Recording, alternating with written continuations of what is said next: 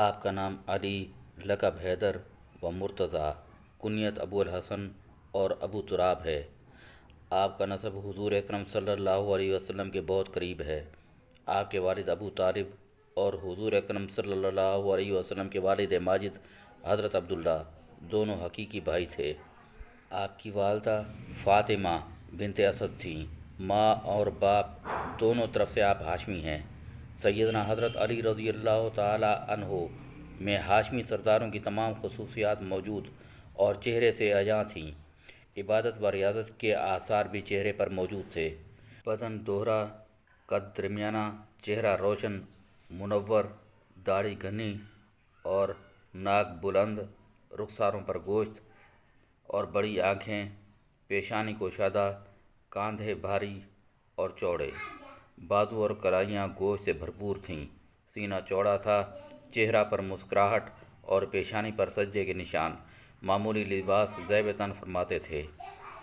حضور اکرم صلی اللہ علیہ وسلم کی سب سے چھوٹی اور لاڈلی بیٹی خاتون جنت سیدہ فاطمہ زہرا رضی اللہ تعالی عنہا کے ساتھ آپ کا نکاح ہوا اور ان سے آپ کی اولاد ہوئی۔ ایک روایت کے مطابق اندرون خانہ کعبہ 6 صدی عیسوی میں پیدا ہوئے۔ صغر سنی میں بعض وجوہ کی بنا پر حضور اکرم صلی اللہ علیہ وسلم کی کفالت میں آ گئے اور دربار نبوت سے آخر تک جڑے رہے۔ 10 سال کی عمر میں اسلام قبول کیا۔ ابتدائی عمر سے ہی حضور اکرم صلی اللہ علیہ وسلم کو ان سے بے حد پیار اور محبت تھا۔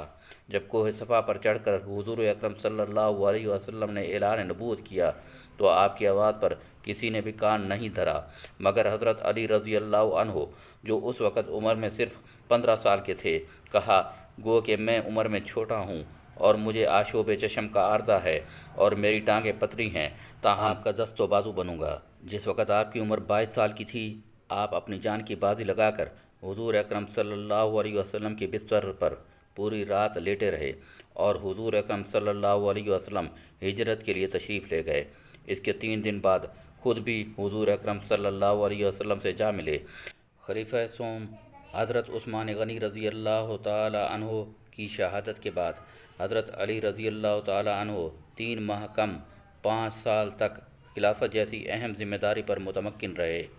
عبد الرحمن بن ملجم خارجی کے ہاتھوں زخمی ہونے کے بعد آپ رضی اللہ تعالی عنہ 21 رمضان المبارک کو شہادت کے اعلیٰ درجے پر فائز ہوئے۔ حضرت علی رضی اللہ تعالی عنہ کا پہلا نکاح حضرت فاطمہ بنت رسول اللہ صلی اللہ علیہ وسلم سے ہوا۔ حضرت فاطمہ رضی اللہ تعالی عنہ کی حیات تک کسی اور سے حضرت علی رضی اللہ عنہ نے نکاح نہیں کیا۔ حضرت فاطمہ رضی اللہ تعالی عنہ کے بطن سے حضرت علی کے 3 بیٹے حسن، حسین اور بعض نے کہا ہے کہ محسن بھی اور 2 بیٹی زینب کبریٰ، ام کلثوم کبریٰ پیدا ہوئیں۔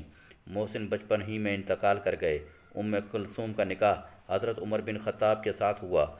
دوسری بیوی ام البنین بنت حزام تھیں۔ ان سے عباس، جعفر، عبداللہ، عثمان، حضرت عباس کے سوا یہ سب کربلا میں شہید ہو گئے۔ تیسری بیوی لیلہ بنت مسعود، ان سے عبید اللہ، ابو بکر پیدا ہوئے، یہ دونوں بھی کربلا میں شہید ہو گئے۔ چوتھی بیوی اسماء بنت عمیش، ان سے یحییٰ، محمد اصغر، بعض نے محمد اصغر کی جگہ اون لکھا ہے، پیدا ہوئے۔ پانچویں بیوی ام حبیب بنت ربیعہ، ان سے عمر اور رقیہ پیدا ہوئے۔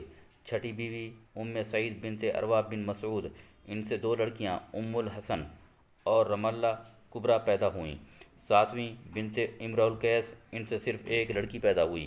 آٹھویں امامہ بنت ابی العاص بن ربیع، ان سے محمد اوسط پیدا ہوئے اور خولہ بنت جعفر بن قیس سے محمد بن الحنفیہ پیدا ہوئے، اور بہت سے باندیاں تھیں جن سے یہ لڑکیاں پیدا ہوئیں: ام ہانی، میمونہ، زینب صغریٰ، رملہ صغریٰ، ام کلثوم صغریٰ، فاطمہ، امامہ، خدیجہ، ام الکرام، ام سلمہ، ام جعفر، جمانہ، نفیسہ۔